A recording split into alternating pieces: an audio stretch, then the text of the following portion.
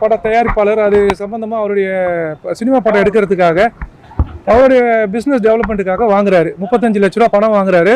அந்த பணத்தை திருப்பி செலுத்தாமல் காலத்தை அழுத்திட்டே வராரு. பலமுறை வந்து அந்த baseman finance India private limited அவங்க தான் அந்த பணத்தை கொடுக்குறாங்க. பணம் பலமுறை கேட்டோம், அந்த பணத்தை தராமல் ஏமாற்றின்னு வந்ததில் கடைசியில் அவர் பேச்சுவார்த்தை பண்ணி காசோலை மூலிமா 48,68,000 கொடுக்குறாரு. அந்த காசோலை வந்து வங்கியில் பணம் இல்லாமல் திரும்புது. அந்த பணம் இல்லாமல் திரும்புறதுனால அது சம்மந்தமாக நாங்கள் வந்து 138 நெகோஷியபிள் இன்ஸ்ட்ருமெண்டேஷன் ஆக்ட் மூலியமாக கேஸ் இங்கே FTC கோர்ட் 2ல் ஃபைல் பண்ணியிருந்தோம்.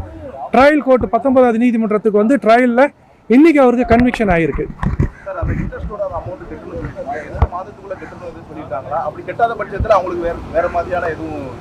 அவங்க வந்து இன்ட்ரெஸ்ட் சேர்த்து தான் அந்த 48,68,000 ரூபா. நம்ம 2018 வந்து அந்த கேஸ் ஃபைல் பண்ணும்போது அதுதான் அமௌண்ட்டு. அந்த பணத்தை தான் கட்ட சொல்லியிருக்காங்க. 2 மாதம் கால அவகாசம் கொடுத்துருக்காங்க. தவறும் பட்சத்தில் அவங்கள வந்து ஒரு ஆண்டு 2 பேரும் தனித்தனியாக இவர் சுபாஷ் சந்திரபோஸ்க்கு 1 ஆண்டு, லிங்குசாமிக்கு 1 ஆண்டு சிறை வசம் இருக்கிற மாதிரி கன்விக்ஷன் கொடுத்துருக்காங்க.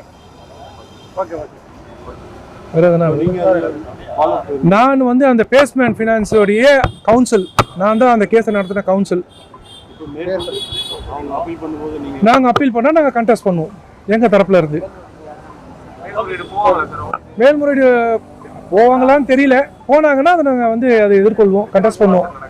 இது 8 வருஷமாக நடக்குது. 8 வருஷமாக நடந்து இன்றைக்கி கடைசியாக எங்களுக்கு ஒரு ஃபைனல் ஆர்டர் ஜட்ஜ்மெண்ட்டு எங்களுக்கு ஃபேவராக அவருக்கு கன்விக்ஷன் கொடுத்துருக்காங்க.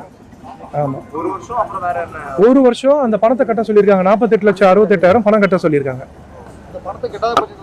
கட்டாத பட்சத்தில் இன்னும் 2 மாதம் வந்து அவங்களுக்கு இப்படி கன்விக்ஷன் கொடுத்துருக்காங்க. ஆமாம், 1 வருஷம் 2 மாதம். பணத்தை கட்டினாலுன்னா கேஸ் முடிஞ்சு போகுது.